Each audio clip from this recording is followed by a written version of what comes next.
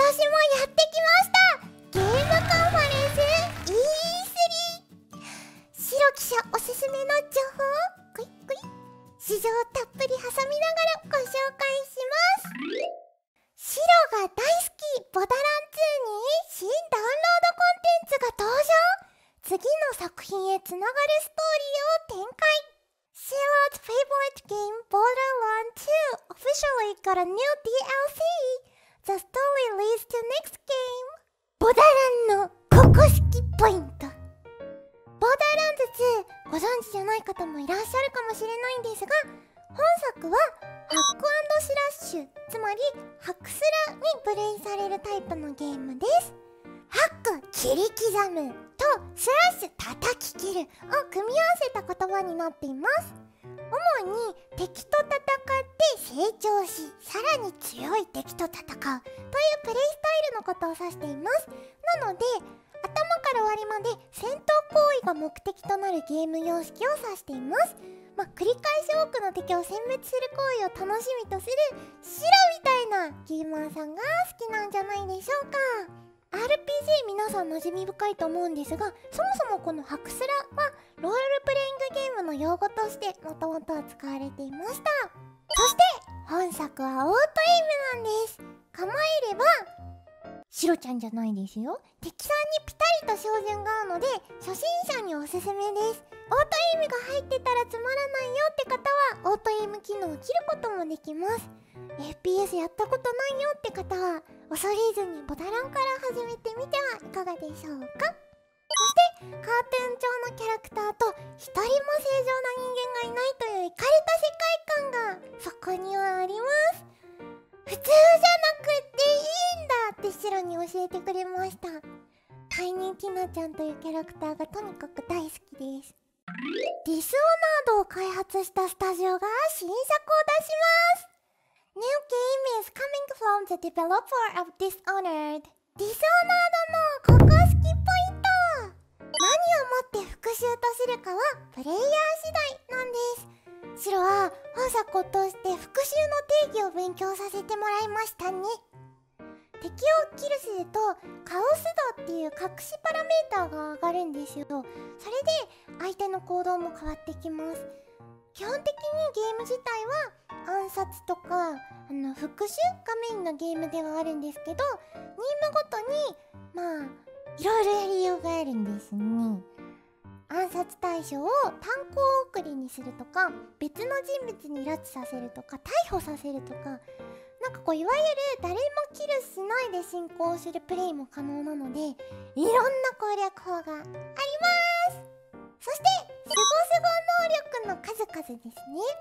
テレポート魔法とか覗き見魔法とか、動物に乗り移る魔法とか、時間を遅くする魔法とか、悪いネズミさんを巻く魔法とか、あとは風魔法とかいろいろあります。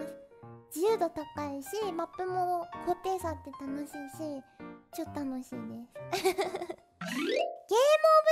ズの原作者さんとフロムさんがコラボ。 Game of Thrones author partners with From Software。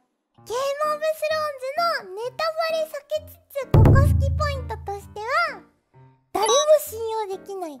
制作者の方も登場人物も信用できません。登場しているキャラの行動から思惑を全部読み取るのはすごい難しくて、視聴者が愛着を持ったキャラクターこそヌッキリされる可能性が高くて、制作者を信用してはならない、そんな海外ドラマですね。心を開いて見てるとあいつらすぐに恐ろしい展開を見せてくるので、社会の縮図のようですね。はい。そしてファンタジーと謀略がリアリティを持って描かれてて、一つの現実がそこにはあるって感じの作品です。映像も展開もすごい現実味があって、すごい繊細に描かれるので、正直白は今 VTuber をしてますけど、別の生活がそのドラマの中に感じられて、ゲームオブスローンズはいいぞ。ゲームオブスローンズを見れば2つの人生を体験できますよ。そしておじさんがいっぱい。おじさんにもいろいろあると思うんですよ。女の子が大好きな男の子のようなね気持ちを持ったおじさんとか、白みたいなヌッキルが大好きなおじさんとか、戦略を考えるのが大好きなおじさんとか、おじさんとおじさんが協力したり、おじさんがおじさんと喧嘩したり、おじさんがトイレしたりします。まあね、こんな魅力的な海外ドラマの原作者さんの方がフロムさん、つまりダクソとかね、レモンズショールとかね、鬼畜だけど大変お世話になってるゲーム作品を作ってらっしゃるとことのコラボなので、期待大ですね。フォールアウト76、人間 NPC の復活やメインクエストの追加です。Fallout 76 will add human NPC and a new main quest。 白、フォールアウト76こっちにずっとやってたんですよ。ひたすらこう荒廃した世界でサバイバル生活をしながら、真っ暗な建物に潜り込んでゾンビ風のねバーっていう敵を倒したり、敵の破片で料理してましたね。アーマー素材集めがすごいきついんですけど、プレイヤーあるあるとしては、ゲーム内で貴重な部品ってなんか日常に置いてあるものを分解することで手に入れるんですよ。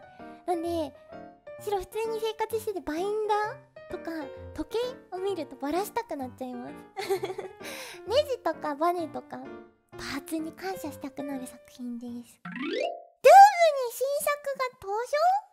New game is coming from Doom！ ドゥームはそもそもイドソフトウェアさんのなんかこれ SF 系 FPS シリーズの、新作としてね、資料も実況させていただいたんですが、シリーズ自体は1993年から続いていらっしゃるそうです。すごいね。ドゥームは最初はゾンビが出てくるゲームだと思って怖かったんですけど、デーモだったんですよ。慣れたらグロいけど爽快感があって楽しくて、チェーンソー最高でしたよね。ドゥームは概要欄にリンクを貼っておくので、ぜひご覧になってない方はご覧ください。他に E3 ではスマブラにドラクエの勇者、白の大好きなバンカズの参戦が発表されたり、白もラスボスを撃破したね、ゼルダの伝説ブレイスオブワイルドの続編開発中の旨発表されたり、あとあれだよね、ゼルダのさ、過去作品がさリメイクされるよね。夢を見る島だ、そうそう、あれめっちゃやった、ほんとやった。曲も神なんだ、これが絶対やる。もうなんかほんと今回 E3 最高。そしてルイージマンションの3という新作の最新情報が出たり、白が大好きな大ボリュームで名高いウィッチャー3がスイッチに移植が発表されましたね。白でもウィッチャー3全部できてなくてすごい量なんですよ。あればっかりは全部できてない。すごい量なんですって、奥さん。など、様々な情報が錯綜しております。いっぱいあるんですよ、胴盛りとかね。概要欄にリンクあったので、白の個人的取り上げた E3 の情報の中で気になったのがあったら、ぜひそちらからチェックしてみてください。詳細は概要欄から。ご視聴ありがとうございました。E3 は年に1回のお祭りだな。そいつはちげえねや。バイバイ。